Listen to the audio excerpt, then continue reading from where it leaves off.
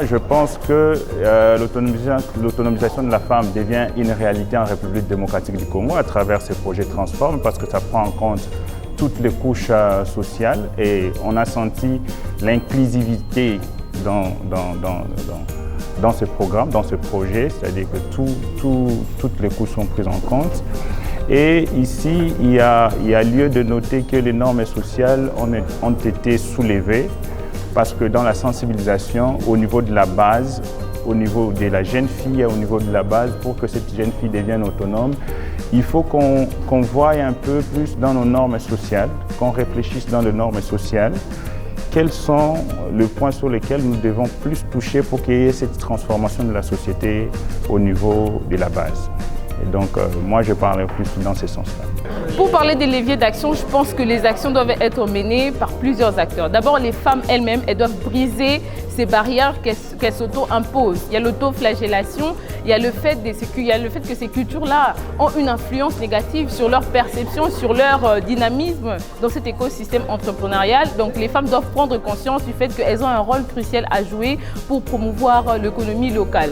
Et outre les femmes, il y a aussi l'État qui a sa part de responsabilité à travers les différents ministères et les établissements publics pour faciliter l'accès au crédit, pour revoir le taux qui est fixé, nous avons même fait des recommandations de revoir le taux pour la formalisation. Il y a plusieurs programmes de financement qui existent pour accompagner ces femmes. Mais tant qu'elles ne sont pas formalisées, il n'y aura pas assez de ressources pour elles. Donc l'État doit revoir aussi tout ce qui est procédure de formalisation pour que les femmes puissent vraiment avoir plus d'accès au marché et plus d'accès au financement.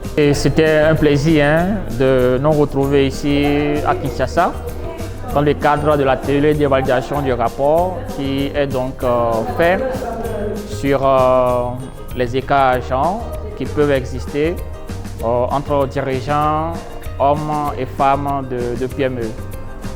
Nous avons eu donc à travailler avec les participants dans une ambiance assez appréciable. Et je crois que les échanges ont été vraiment fructueux. Et ils nous permettent d'avoir des éléments qui effectivement permettent d'améliorer la qualité du travail qui est produit dans la perspective d'un rapport final. Donc voilà, le ressenti il est vraiment bon et je crois qu'on part avec de bonnes impressions de comment est-ce que ça s'est passé l'atelier de restitution. Et après cette étude, nous allons encore rentrer, élaborer des termes de référence qui vont donner des précisions sur ce que nous voulons faire avec un autre consultant qui devra mener des campagnes de marketing social et d'autres activités pour mettre en œuvre le plan d'action de l'étude. Nous saluons également tous les efforts fournis par Transform en venant en appui aux entreprises de femmes et de jeunes et en facilitant la concrétisation et la transformation de leur business plan en établissement enregistré au guichet unique de la création des entreprises, rendant celles-ci formellement contributives à l'expansion de l'économie nationale de notre pays.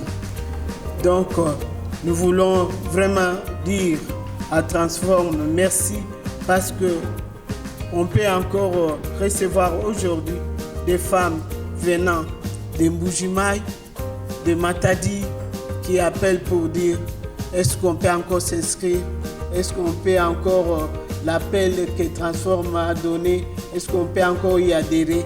Donc c'est vraiment félicitations à tous nos partenaires. Donc je voudrais continuer en disant que cette contribution de Transform rejoint le deuxième axe de la politique nationale genre et se regroupe avec l'un des objectifs du cadre de coopération du système de